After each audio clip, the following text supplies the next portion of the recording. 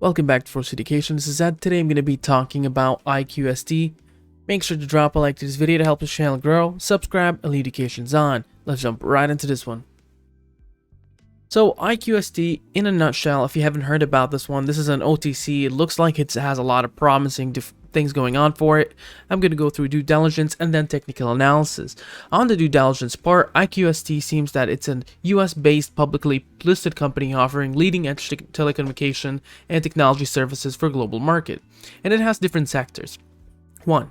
It has telecom division, technology division, fintech division, blockchain division, telecom division subsidiaries, Swisslink, global SMS, and SMS directors, and you got also technology division products down there as well.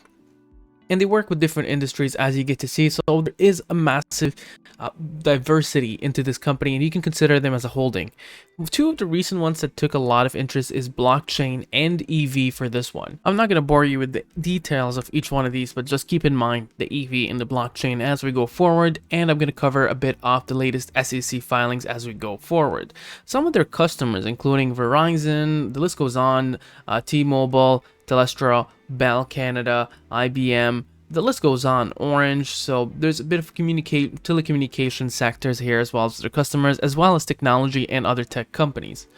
Now, moving on towards some of the latest news, and if we scroll all the way down, you get to see some of the highlights right off the bat. One of the recent ones, including their NASDAQ listing partner preparation, and that is a massive thing because once this one escapes that OTC bubble and then gets uplisted towards the NASDAQ one, this reminds me of different stocks that have really blown up just because of all the things they do. They're a holding company. So iQSTEL courts investment banking partners in preparation for the NASDAQ listing, and iQSTEL is on track to realize $60 million in revenue in 2021 with a strong balance sheet bolstered by recently becoming a debt-free company. So that's a massive thing. They don't give you an exact date on the NASDAQ listing, or perhaps that generally speaking, but in terms of the investment itself, the banking by the firm by the end of April, so we can get to see that happening by April. Perhaps in general, you might be looking into this one becoming on NASDAQ by April, May. Still a huge thing. iQSTEL new Visa debit card services scheduled to launch by June, initiating $128 million in revenue stream opportunity, and this one should bring in here saying recently announced an agreement, blah blah blah. It's expected to generate estimated revenue over 5 years of $45 million to $128 million with an appropriate or approximate EBITDA margin of 30 to 40%. iQSTEL will own 75% of the global money one, with Pay VMS owning the other 25%. Next, iQSTEL realizes $4.8 million in revenue for January, and it's on track for the $60.5 million for 2021 forecast. Nothing more to talk about that one. iQSTEL announces mobile number portability application blockchain platform. The MNPA allows mobile end users to easily and quickly change from one mobile network carrier to another in just 3 clicks. No long delays dealing with service providers anymore. The MNPA is anticipated to become an industry game changer as it allows mobile users to seamlessly change from one mobile network to another. And there you go, we're looking at approximately around $260 million annually in terms of the market size, and they're targeting around 10% MNPA market capture between 2021 and 2023. Next, iQSTEL announces new consolidation telecommunication brand launch coming soon, and iQST more than doubled revenue in 2020. The company anticipates reporting over $44 million in revenue in its upcoming 2020 annual report, and iQST revenue in 2019 was around $18 million. Management attributes the growth to both organic scale growth and acquisitions. Now, iQST will consolidate its Etelix, Swisslink, Q Global, SMS directors under one single brand. Next, you're looking at iQSTEL eliminates all debt in form of notes, becoming debt-free company. This is huge. The company is debt-free. It can remain on flow, and things are looking really good for this one, so I'm excited. Coming in next, iQSTEL award-winning technology division recognized alongside Fortune 500 luminaries could sign soon for Fortune 500 clients. The reason why I want to talk about this one here is later on, before they even announced the agreements for EV, they said they're going to deliver solutions for EV electrical vehicle industry. And that the next, I think, couple of days after, so this is on January 28th, coming up on February 2nd, they announced that they entered an agreement to develop proprietary electronic or EV batteries for Alternet Systems for revolt electrical motorcycles. And so it looks like if they have something in mind, they definitely have agreements or talks outside of their own bubble to talk about agreements and contracts coming up. So this is really exciting for us because we would be getting a Fortune 500 client on this news alone.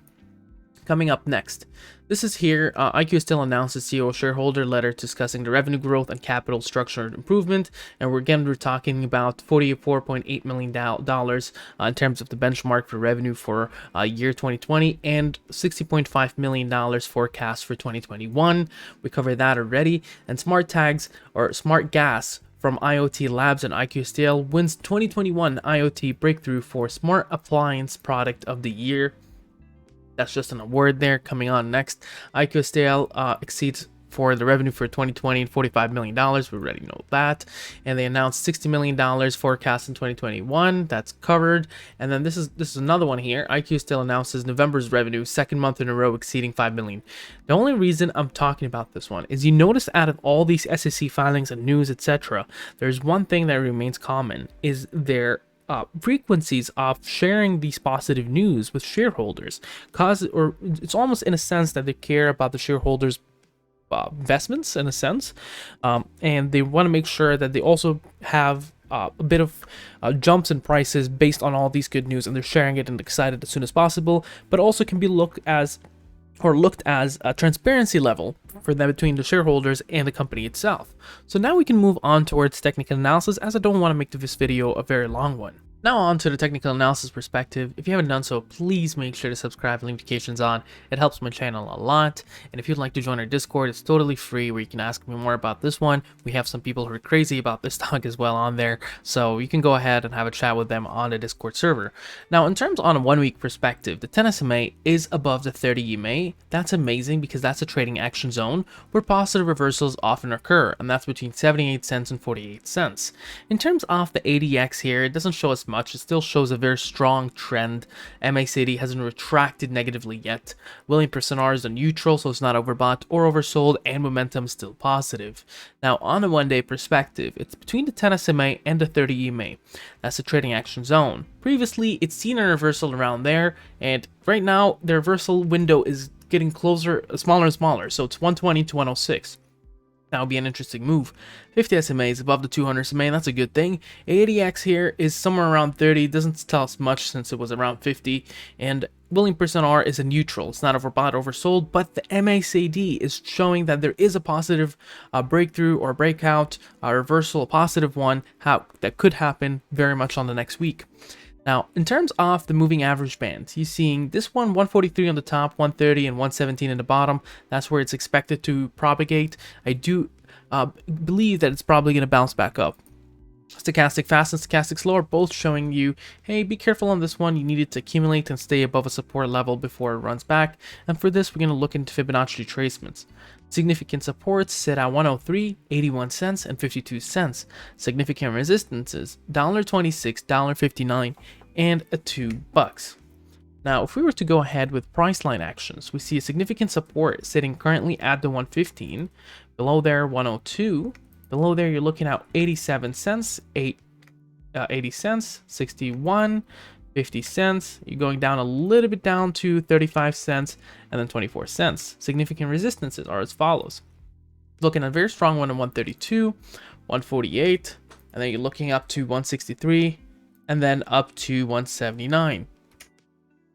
Now comes to the question to what do I think about this one? This is definitely one of these OTC stocks that there's a lot of people that believe in it, coming down from almost nothing, close to 0 pennies, and hitting up almost to $2 and currently sitting down $1.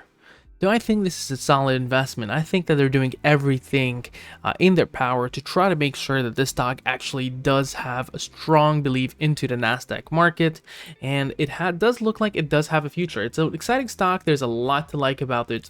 I think investment-wise, this channel will continue strongly.